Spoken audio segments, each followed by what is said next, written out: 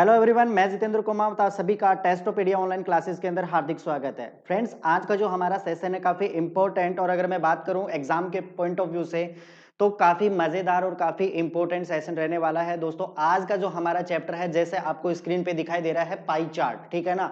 तो आज के जितने भी क्वेश्चन होंगे वो हम पाई चार्ट के क्वेश्चन सॉल्व करेंगे और बहुत ही शानदार तरीके से जो भी आपका RRB, NTPC, RRB group D और इसके अलावा जो भी अपकमिंग एसएससी के एग्जाम्स होने वाले हैं या फिर अगर मैं बात करूं दोस्तों स्टेट गवर्नमेंट और सेंट्रल गवर्नमेंट के जितने भी एग्जाम्स होने वाले हैं, जैसे स्टेट गवर्नमेंट की बात करते हैं तो हम भी यूपी पीएससीसी का पेपर आने वाला है। इसके अलावा अगर हम बात करते हैं वीडियो का जो मेंस एग्जाम होने वाला है, तो सारे एग्जाम के पॉइंट ऑफ व्यू से पाई चार्ट के क्वेश्चन है वो लगभग हर एक एग्जाम के अंदर पूछे जाते हैं। तो आज हम उन्हीं क्वेश्चनों के ऊपर डिस्कस करेंगे। मोस्ट एंड इंपॉर्टेंट क्वेश्चन है दोस्तों, बिल्कुल आपको कंटिन्यू लगातार बने रहना है। तो मैं स्टार्ट करता हूं आज का क्वेश्चन, ठीक है ना। तो पहले क्वेश्चन के साथ में हम आगे बढ़ते हैं। तो हमारा पहला क्वेश्चन देखिए आपको इस प्रकार से मिलेगा कि दी गई तालिका में 5 वर्षों के दौरान किसी कंपनी के निश्चित उत्पाद का उत्पादन और बिक्री दिया गया है। किन वर्षों में उत्पादन के 90% से अधिक है। यानी कि अगर मैं बात करता हूं थोड़ा इंग्लिश के अंदर तो ध्यान दीजिएगा, in which year sales is more than 90% of the production. यानी कि किस वर्ष के अंदर या किन किन वर्षों के अंदर जो सेल्स है, जो बिक्री है, इज मोर देन 90%, 90% से अधिक है ऑफ द प्रोडक्शन, यानी कि उत्पादन से। तो प्रोडक्शन से 90% ज्यादा कौन सी बिक्री है या किस किस महीने के अंदर हुई है, किस किस साल के अंदर हुई है, यह आपको कैलकुलेट करना है।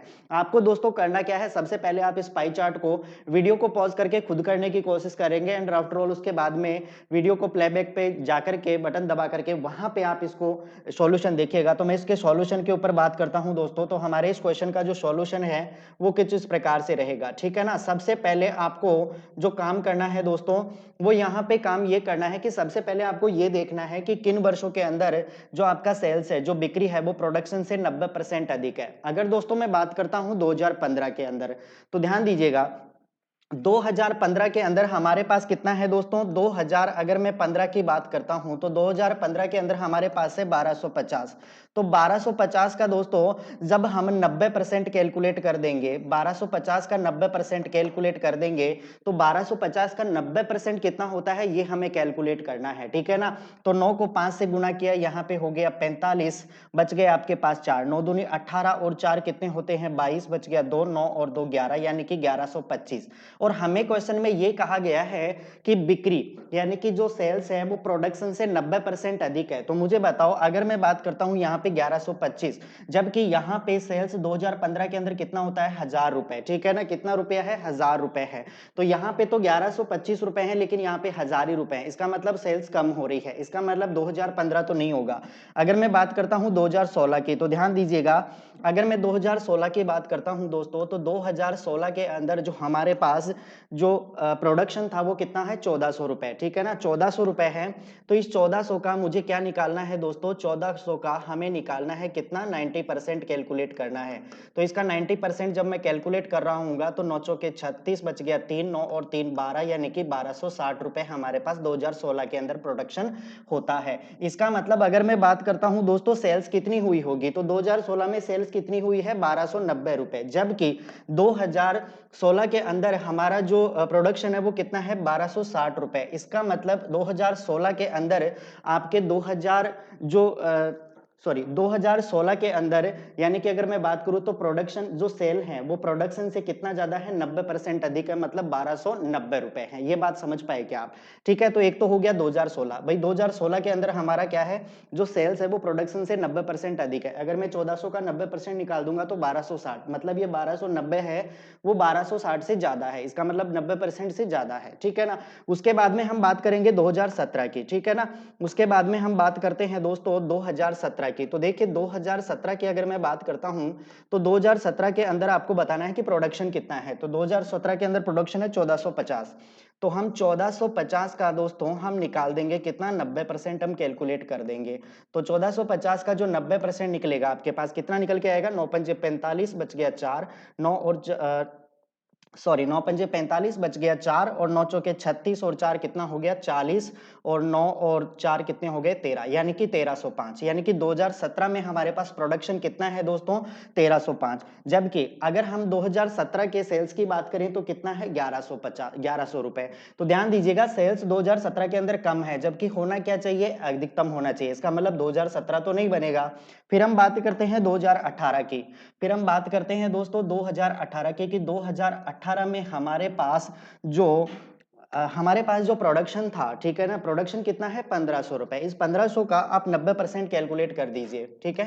तो 1500 का जब हम 90% कैलकुलेट कर रहे होंगे तो आपके पास कितना आएगा दोस्तों, तो यह आएगा 15 नाम के कितने होते हैं 135 मतलब 1350, ठीक है ना, 1350 आएगा।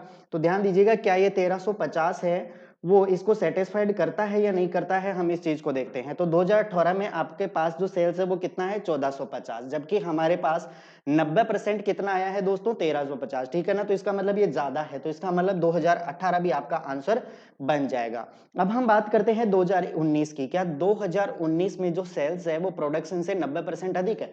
तो सबसे पहले आपके पास 2019 के अंदर जो प्रोडक्शन है वो कितना है 1600 रुपए। तो सबसे पहले आप इस 2019 के अंदर, अगर मैं 2019 की बात करता हूं तो 2019 के अंदर दोस्तों प्रोडक्शन कितना है 1600 रुपए। तो 1600 का आप 90% कैलकुलेट कीजिए। तो 1600 का जब हम 90% कैलकुलेट करेंगे तो हमारे पास आएगा दोस्तों 9 को 6 से गुणा किया 54 और ये कितना हो गया 1440 रुपए, ठीक है ना।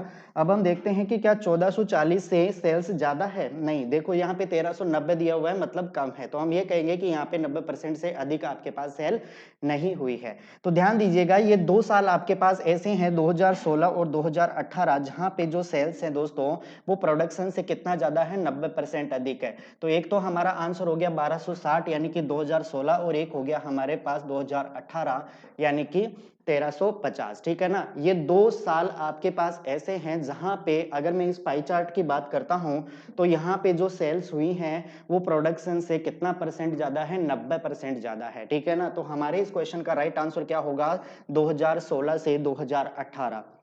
ये 2 साल आपके पास ऐसे हैं जहां पे जो सेल्स हुई हैं दोस्तों वो प्रोडक्शन से कितनी ज्यादा है 90% से अधिक हैं, ठीक है ना। तो बहुत ही शानदार क्वेश्चन है दोस्तों। अगर मैं बात करता हूं यहाँ पे जो अपकमिंग एग्जाम होने वाला है, पाई चार्ट के क्वेश्चन लगभग हर एक एग्जाम के अंदर आते हैं, चाहे वो किसी भी स्टेट का या फिर किसी भी फॉर्मेट का एग्जाम हो, ठीक है ना। तो पाई चार्ट को बढ़िया तरीके से आपको रीड करके जाना है, पूरी डिटेल पढ़ना है और इनको सबसे इजी सॉल्व करने का इजी तरीका क्या होता है कि आपकी कैलकुलेशंस, आपका जो थॉट प्रोसेस है, इसको समझने का जो एनालिटिक्स जो प्रोसेस है वो काफी स्ट्रांग होना चाहिए, ठीक है ना दोस्तों। तो हम नेक्स्ट क्वेश्चन की ओर बात करते हैं। ध्यान दीजिएगा पहली पाई चार्ट हम सॉल्व कर चुके हैं, नेक्स्ट पाई चार्ट के ऊपर हम आते हैं। अगला पाई चार्ट देखिए आपके पास इस प्रकार से है कि निम्न बार ग्राफ में ए बी सी डी और ई विभिन्न संगठनों में पुरुष और महिला सदस्यों की संख्या दी गई है, ठीक है ना। अब सभी पांचों संगठनों में महिलाओं की औसत संख्या और सभी पांचों संगठनों में पुरुषों की औसत संख्या का अनुपात। ध्यान दीजिएगा इसमें क्वेश्चन में ये कहीं नहीं पूछा गया है कि महिलाओं की संख्या और पुरुषों की संख्या का अनुपात बताइए। इसने एक हिंट दे दिया यहाँ पे कि औसत संख्या के बारे में बात कर रहा है, ठीक है ना। तो सबसे पहले हम क्या करते हैं एवरेज निकालते हैं। तो आपने पढ़ा है दोस्तों कि औसत कैसे निकाला जाता है, ठीक है ना। औसत कैसे निकाला जाता है तो हम जानते हैं कि औसत बराबर किसके होता है राशियों का योग, यानी कि सम ऑफ ऑब्जर्वेशन राशियों का योग इज डिवाइडेड बाई राशियों की संख्या, ठीक है ना। इज डिवाइडेड बाई राशियों की संख्या, सम ऑफ ऑब्जर्वेशन को जब आप डिवाइड कर दोगे नंबर ऑफ ऑब्जर्वेशन से तो आपके पास क्या निकल के आएगा दोस्तों एवरेज निकल के आएगा, ठीक है ना। तो सबसे पहले हम मेल और फीमेल कैंडिडेट्स की संख्या निकालेंगे, फिर उनका हम एवरेज कैलकुलेट कर देंगे। तो इसने पूछा है महिलाओं की औसत संख्या, तो सबसे पहले हम फीमेल कैंडिडेट्स की संख्या निकालेंगे, ठीक है ना। फीमेल कैंडिडेट्स की संख्या हम यहाँ पे कैलकुलेट करेंगे। फीमेल कैंडिडेट्स की संख्या निकालेंगे तो जितनी भी फीमेल्स हैं यहाँ पे अकॉर्डिंग टू इस बार ग्राफ के अंदर हम उन सभी को ऐड कर देंगे। तो ध्यान दीजिएगा सबसे पहले अगर मैं फीमेल की बात करता हूं तो फीमेल के लिए आपके पास स्लोगन कौन सा है ग्रीन, ठीक है ना। जो ग्रीन आपके पास ये जो पिलर्स शो हो रहे हैं इनको आप ऐड कीजिए। तो ध्यान दीजिएगा यहाँ पे अगर मैं फीमेल की बात करता हूं तो यहाँ पे कितनी है 300, ठीक है ना। 300 के बाद में यहाँ पे कितना है 275। तो 300 प्लस 275, ये मैंने 300 लिख दिया प्लस उसके बाद में 200 275 हम लिख देंगे। फिर उसके बाद में अगर दोस्तों हम बात करते हैं तो यहाँ पे थर्ड नंबर पे देखिए आपके पास फीमेल कितनी है 250 और यहाँ पे कितनी है 200, ठीक है ना। तो 250 और 200 को भी आप ऐड कर दीजिए, 250 प्लस उसके बाद में हम ऐड कर देंगे 200 को, और उसके बाद में दोस्तों 200 के बाद में देखिए, ठीक है ना, यहाँ पे कितनी है 125, तो 125 इसमें हम और ऐड कर देते हैं। तो ये हो गए हमारे पास फीमेल कैंडिडेट्स, ठीक है ना। अब मैं यहाँ पे मेल कैंडिडेट्स भी लिख लेता हूँ, ठीक है ना दोस्तों। यहाँ पे हम लिखते हैं मेल कैंडिडेट्स, मेल कैंडिडेट्स यानी कि पुरुष सदस्य, ठीक है ना। पुरुष सदस्य भी हम लिख लेते हैं और उन सभी को भी हम यहाँ पे जोड़ देते हैं। तो मेल कैंडिडेट देखो आपको यहाँ पे जो पिंक पिलर्स आपको शो हो रहे हैं, ये है मेल जो कैंडिडेट्स हैं उनको रिप्रेजेंट कर रहे हैं। तो यहाँ पे ध्यान दीजिएगा, सबसे पहले है 250, फिर उसके बाद में है 225। तो मैं इन सभी को लिख लेता हूँ, ठीक है ना। ये हो गए हमारे पास 250 प्लस उसके बाद में दोस्तों कितना दिया हुआ है अपने को 225 और 325, ठीक है ना। 225 और उसके बाद में 325, 225 प्लस 325, ठीक है। और उसके बाद में दोस्तों अगर हम बात करें 325 के बाद में देखो ग्रीन पिंक के अंदर 275 और 150, ठीक है ना, 275 और 150। तो ये मैंने लिख दिया 275 प्लस 150, ये हमारे पास मेल कैंडिडेट्स हो गए, ठीक है। अब हम इन सभी का टोटल करते हैं, अब हम इन सभी का क्या करते हैं दोस्तों, टोटल करते हैं। तो ध्यान दीजिएगा, टोटल करेंगे तो यहाँ पे हो गया अपने पास 5 और 5 कितना हो गया 10, बच गया कितना 1 2 और 1 3, 5 और 3 8, 8 और 7 15, ठीक है। बच गया कितना 1 1 और 1 2, 2 और 2 4, 4 2 6, 6 2 8, 8 और 3 11, यानी कि 1150 हमारे पास क्या हो गए फीमेल कैंडिडेट्स हो गई। अगर मैं मेल कैंडिडेट्स की बात करता हूं तो यहाँ पे जोड़ लेते हैं 5 और 3 कितने हो गए 15, बच गया कितना 1, 5 और 1 6, 7 और 6 13, 13 और 2 15, 15 और 2 कितने होते हैं 17, 17 और 5 22, बच गया कितना 2, 2 और 1 3, 3 और 2 5 और 3 8 और 2 10 और 2 12, यानी कि 1225 हमारे पास क्या हो गए दोस्तों मेल कैंडिडेट्स हो गए। अब हम इनका एवरेज कैलकुलेट करते हैं। तो अगर मैं औसत की बात करता हूं, अगर मैं औसत की बात करता हूं तो औसत बराबर राशियों का योग यानी कि 1150 बटे नंबर ऑफ ऑब्जर्वेशन 1 2 3 4 5, यानी कि 5 से हम इसको डिवाइड कर देंगे तो ये हमारे पास कितना हो जाएगा 230, ठीक है ना। हमारे पास कितना हो जाएगा 230। और अगर मैं इनका एवरेज कैलकुलेट करूंगा तो इनका औसत भी दोस्तों क्या हो जाएगा, इनका औसत भी हमारे पास हो जाएगा 1225। इसको हम डिवाइड कर देंगे 5 से तो ये हो गया दोस्तों आपके पास कितना 5 दूनी 10, 5 चौके 20 और 5 25, 5245। अब हमसे क्या पूछा गया है, इनका रेशो पूछा गया है दोस्तों। तो रेशो के लिए अगर मैं बात करता हूं फीमेल और मेल के रेशो का अनुपात में बात करता हूं तो फीमेल तो हो गई 230 और मेल कितने हो गए 245। अब यहां से हम इसको सॉल्व करेंगे तो ध्यान दीजिएगा 5 चौके 20 और 5 छिंगे 30, और ये हो गया 5 चौके 20 और 5 नाम 45, यानी कि 46 अनुपात 49, 46 अनुपात 49 आपके क्या हो गया दोस्तों इस क्वेश्चन का राइट आंसर हो गया।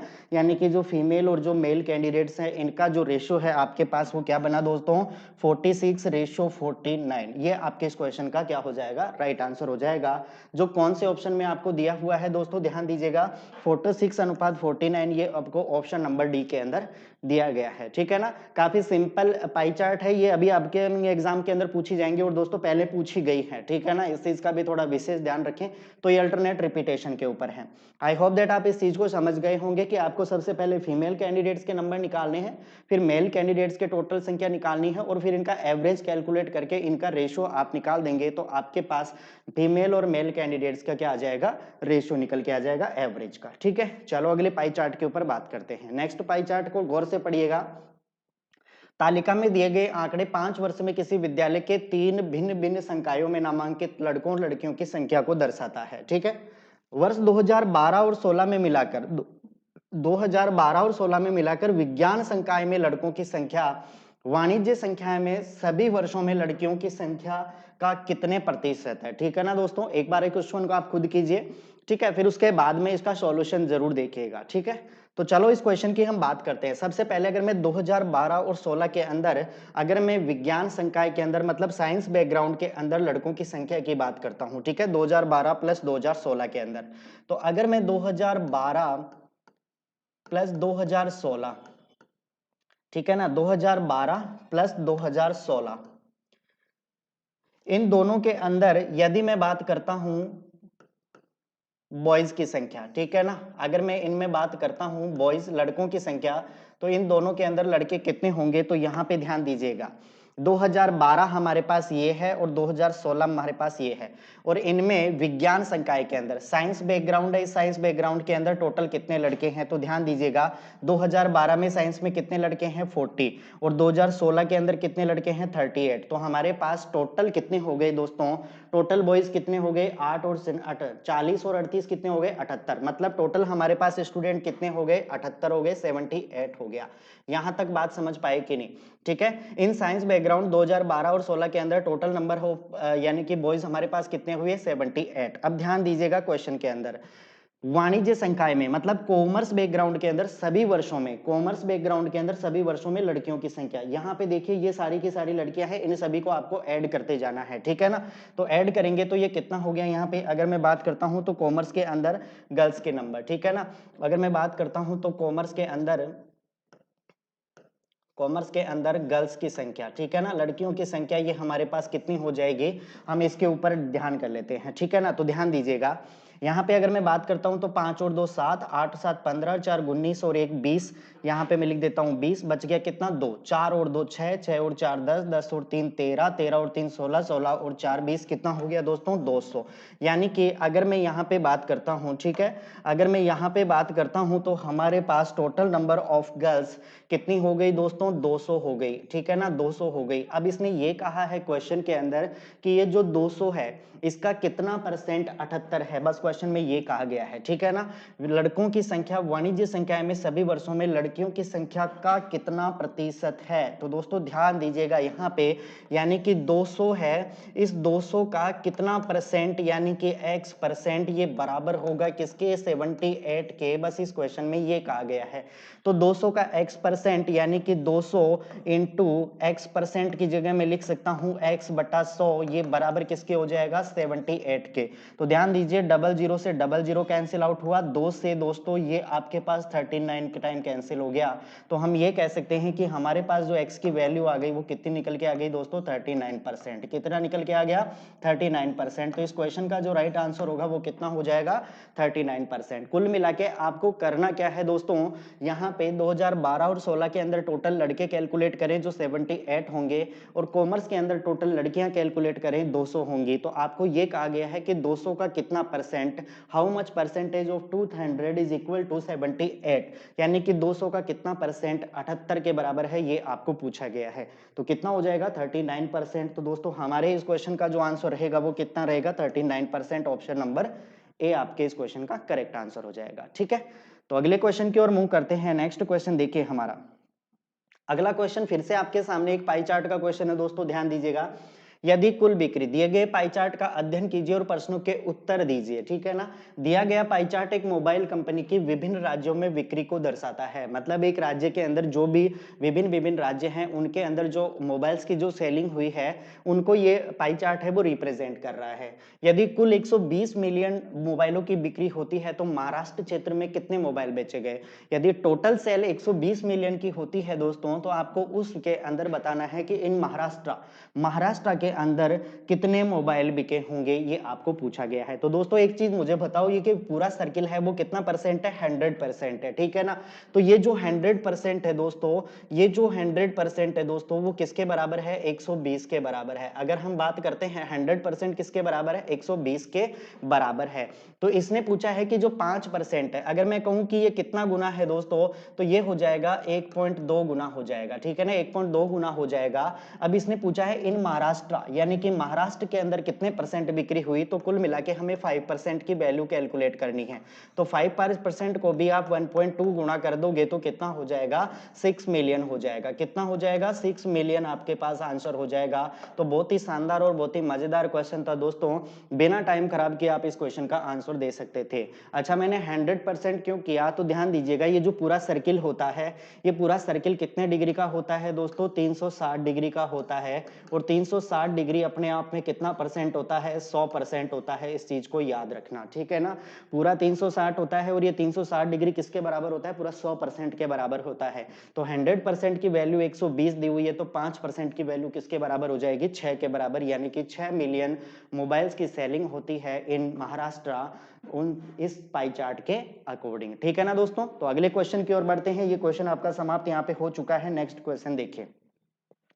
अगला क्वेश्चन देखिए, फिर से आपको एक पाई चार्ट गिवन है कि प्राथमिक, मिडिल, माध्यमिक और उच्च माध्यमिक कक्षाओं के छात्रों ने राहत कोष के लिए चंदा इकट्ठा किया, ठीक है ना। ये कुछ प्राथमिक, मिडिल, माध्यमिक और उच्च माध्यमिक कक्षाएं हैं, इनके अंदर पढ़ने वाले जो स्टूडेंट हैं, इन्होंने मिलकर के चंदा इकट्ठा किया, मतलब करेंसी इकट्ठी की, जैसा कि पाई चार्ट में दिखाया गया है।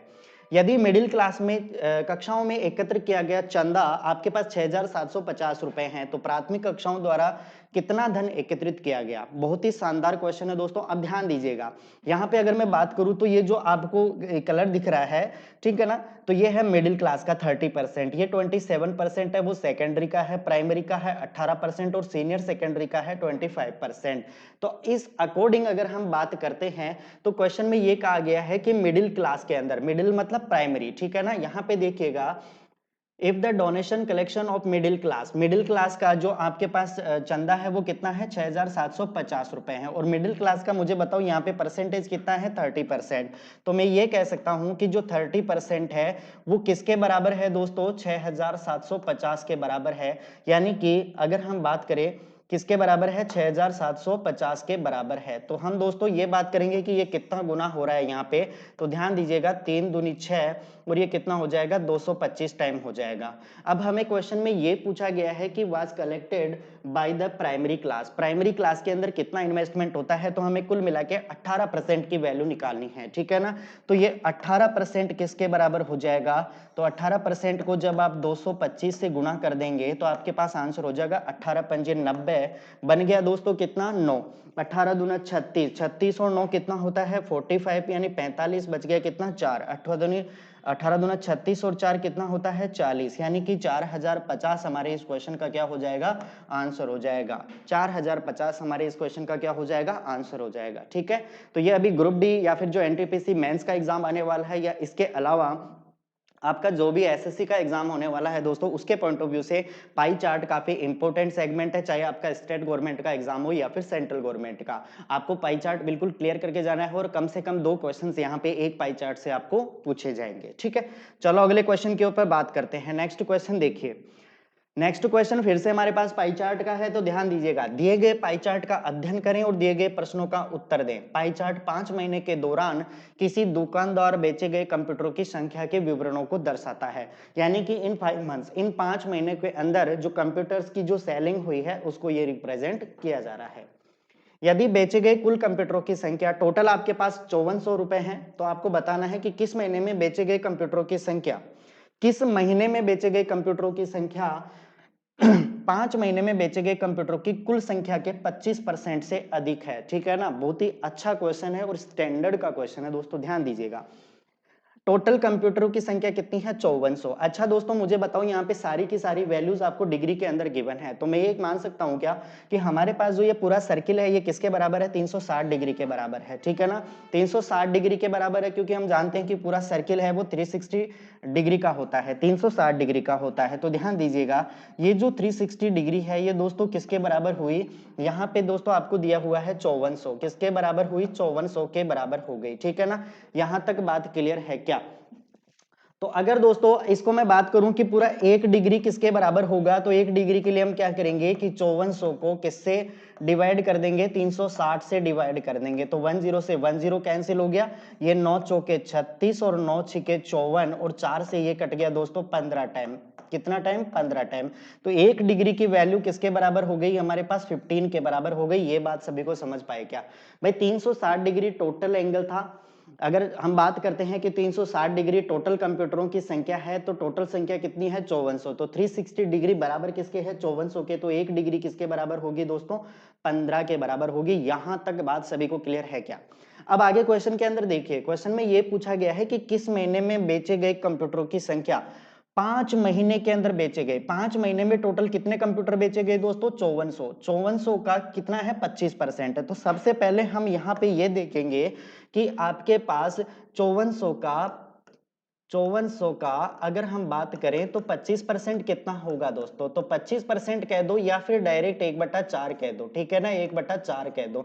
तो 5400 का जब हम 1/4 कैलकुलेट करेंगे दोस्तों तो ये कितना बनेगा? तो ध्यान दीजिए, 4 एकम 4 और यहाँ पे हो गया 4 3 12 और 4 पंजे 20, यानी कि 1350 हो जाएगा आपके पास 25%। तो 5400 का जो 25% है वो कितना हो जाएगा दोस्तों? 1350 हो जाएगा। अब हमें क्वेश्चन के अनुसार चलना है और सारी चीजें आप अरेंज करते जाएं। हमने 1 डिग्री की वैल्यू निकाली है। अब सबसे पहले हम बात करते हैं जनवरी की, ठीक है ना, सबसे पहले हम बात करते हैं जनवरी की। तो ध्यान दीजिए, 1 डिग्री बराबर 15 है। तो मुझे बताओ जनवरी की अगर मैं बात करता हूं, ठीक है ना, कि जनवरी के अंदर प्रोडक्शन कितना हुआ। तो अगर मैं जनवरी की बात करता हूं तो जनवरी के अंदर हमारे पास एंगल कितना डिग्री है दोस्तों? 85 डिग्री, ठीक है ना। तो 85 डिग्री को जब आप मल्टीप्लाई कर दोगे 15 से तो आपके पास कितना आएगा? तो 15 5 75 बन गया, 7 15 × 120 और 7 127 आ जाएगा, 1275 आ जाएगा, ठीक है ना। तो अब ध्यान दीजिएगा, जनवरी के अंदर अगर हम बात करते हैं तो 25% से देखो ये ज्यादा नहीं है, ये दोनों कम हो रहे हैं, इसका मतलब जनवरी हमारा आंसर नहीं हो सकता। इसके बाद में हम बात करते हैं फरवरी की। अगर मैं फरवरी की बात करता हूं तो फरवरी के हमारे पास एंगल कितना है? 45 डिग्री। तो 45 डिग्री को आप मल्टीप्लाई कर दीजिए, किससे? 15 से मल्टीप्लाई कर दीजिए। तो इसको मैं 15 से मल्टीप्लाई कर रहा हूँगा तो 15 5 75, तो बच गए कितने? 7, 15 चौके 60 और 7 कितने होते हैं? 67, 675। तो ध्यान दीजिएगा, ये भी 1350 से ज्यादा नहीं है, इसका मतलब ये भी अपना आंसर नहीं होगा। उसके बाद में फरवरी के बाद में बात करते हैं हम मार्च की, ठीक है ना। हम बात करते हैं किसकी? मार्च की। तो मार्च के अंदर सबसे पहले एंगल फाइंड आउट कीजिए, कितने डिग्री का है? 99 डिग्री का। और 1 डिग्री की वैल्यू कितनी निकाली है? 15। तो मुझे बताओ 99 डिग्री की वैल्यू किसके बराबर हो जाएगी? तो 99 डिग्री को हम बात कर देंगे किससे? गुणा कर देंगे 15 से। तो 15 नाम की 135, बच गया कितना? 13। 15 नाम की 135 और 135 के अंदर आप जोड़ दीजिए कितना? 13 और जोड़ दीजिए तो 5 और 3 8, 3 और 1 4, 1485। कितना हो गया? 1485 हो गया।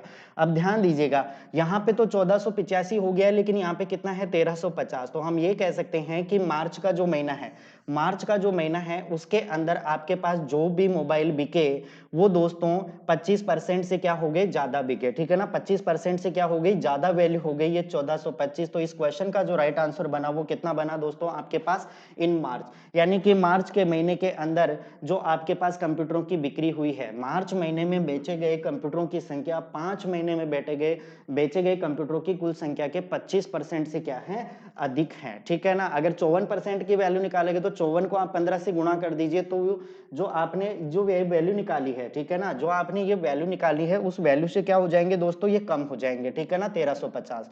देखो मैं करके बताता हूँ। मार्च के बाद में हम बात करते हैं अप्रैल, ठीक है ना, अप्रैल। अगर मैं अप्रैल की बात करता हूं तो अप्रैल के लिए एंगल कितना है? 54 डिग्री, ठीक है ना। तो 54 को आप मल्टीप्लाई कर दीजिए 15 से। तो 15 चौके कितने होते हैं दोस्तों? 60।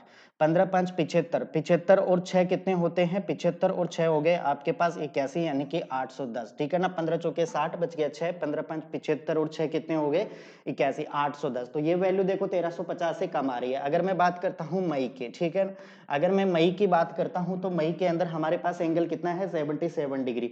तो आप 77 को मल्टीप्लाई कर दीजिए, 77 डिग्री को मल्टीप्लाई कर दीजिए 15 से। तो 15 7 कितने होते हैं? 105, बन गया 10। 15 7 105, 105 और 10 कितने होते हैं? 115, ठीक है ना। तो आपके पास 1115 आपके पास क्या आ गया? इसकी वैल्यू आ गई। तो यहाँ पे 1350 है, ये 1155 है। इसका मतलब ये भी हमारा आंसर नहीं हो सकता। तो ये भी आंसर नहीं होगा, ये भी आंसर नहीं होगा, ये आपका आंसर बन जाएगा। तो दोस्तों मार्च के महीने की अगर हम बात करते हैं तो मार्च के महीने में आपके पास जो बेचे गए कंप्यूटरों की संख्या है वो इन 5 महीनों में कुल बेचे गए कंप्यूटरों की संख्या जो 5400 थी उससे 25% अधिक है, ठीक है ना। तो इस क्वेश्चन का राइट आंसर क्या बना? मार्च। दोस्तों कैसा लगा आपको हमारा ये सेशन जो मैंने अभी तक आपको पाई चार्ट बताई हैं, इसका एक सेगमेंट और हम डिस्कस करेंगे। लेकिन ये जो सेगमेंट है दोस्तों काफ़ी इम्पोर्टेंट है, तो मैं आपको सारी पाई चार्ट सॉल्व कराऊँगा, ठीक है ना? तो अल्टरनेट क्रम से आप इन चीज़ों को देखते रहें और एग्ज़ाम के अंदर ये चीज़ें आपको बहुत हेल्पफुल रहेंगी। ये जो ऐसी पाई चार्ट है दोस्तों जो एग्ज़ाम के अंदर बार-बार पूछी जा रही हैं, आप इन पे प्रैक्टिस कीजिएगा और उसके बाद में खुद करने की कोशिश कीजिएगा, तो आपको बेटर तरीके से समझ में आएँगी, ठीक है ना? तो दोस्तों आई होप दैट आपको ये आज का लेक्चर समझ में आया होगा। इन्हीं शुभकामनाओं के साथ में आप सबसे पहले चैनल को ज़रूर सब्सक्राइब कीजिएगा। तो आज की क्लास को मैं यहीं एंड अप करता हूँ। Okay, thank you.